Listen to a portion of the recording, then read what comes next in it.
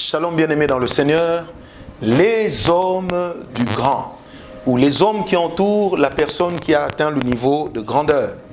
Après les collaborateurs, après les fanatiques, après les sympathisants, voici venue l'épine dans le talon, les membres de famille. Prenez avec moi Genèse 12, verset 5.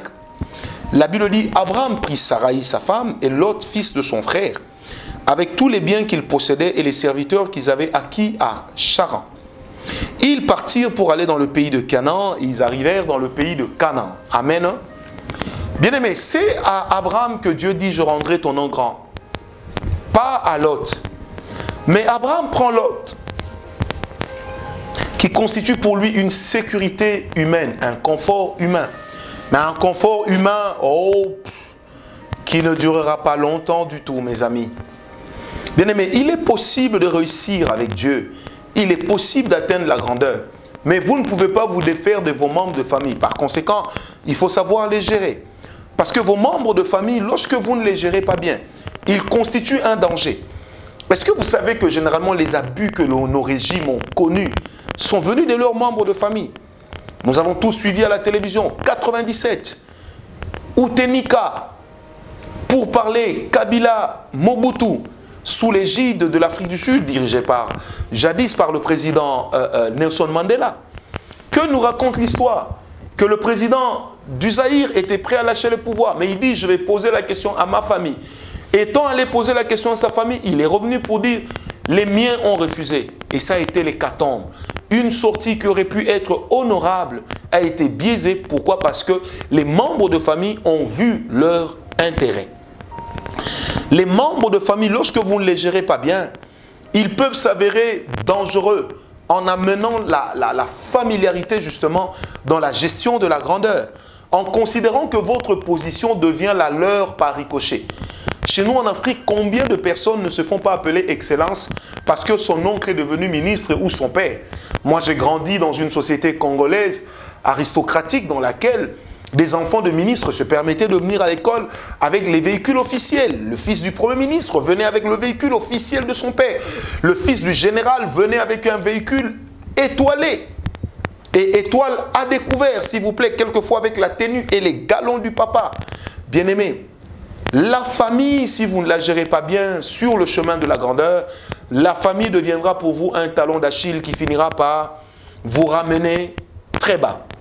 Parce que les membres de famille peuvent être capricieux là où il ne faut pas. Ils peuvent pousser les gens à vous manquer du respect. Vous savez, quelque part, un chef, le mot sera un peu dur, le verbe sera un peu dur, peut-être mal choisi, excusez-moi. Mais un grand, quelque part, est un peu vénéré, il est craint. Parce que c'est tout un mythe qui est bâti autour de lui. Alors, les membres de famille sont capables de vous minimiser, de vous traiter comme un va-nu-pied au milieu des personnes qui vous craignent. Ils sont capables, genre, vous avez un nom, allez, disons Michel, et ils peuvent vous appeler, hey Mich, comment ça va? Oh, bien-aimé, cela ne se fait pas.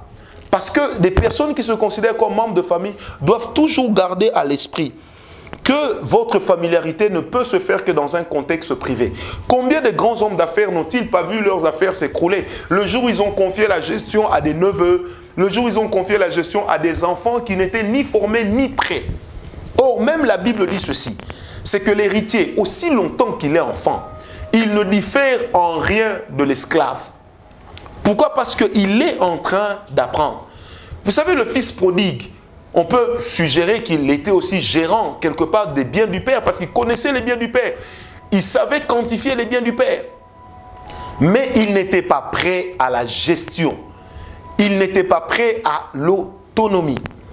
Bien-aimés, les membres de famille, c'est bien. Même vos membres de famille n'ont pas toujours raison. Madame, votre mari n'a pas toujours raison. Monsieur, votre femme n'a pas toujours raison. Bien-aimés, 2 Samuel 6, verset 20, la Bible dit ceci. David entrait avec l'arche. Il dansait parce que l'arche entre dans la ville de Jérusalem. Et qu'est-ce qui se passe? Sa femme, Michal, commence à lui dire, hé, toi vraiment le roi, tu chantes ainsi, tu danses ainsi, presque dévêtu. Hein? Bien-aimé, elle n'a pas vu la royauté de Dieu au-dessus de la royauté de son mari. Mais elle s'est vue elle-même, non pas comme la femme du roi, mais comme la fille de Saül. C'était un moyen de dire à David, mon père Saül ne pouvait jamais faire ça. Oh bien-aimé, que Dieu nous apprenne à gérer nos membres de famille lorsque nous devenons des grands. À ne pas détourner l'argent pour les membres de famille. À ne pas prendre l'argent de la caisse de l'église pour donner à vos membres de famille. Soyez un homme juste en tout. Que Dieu vous bénisse.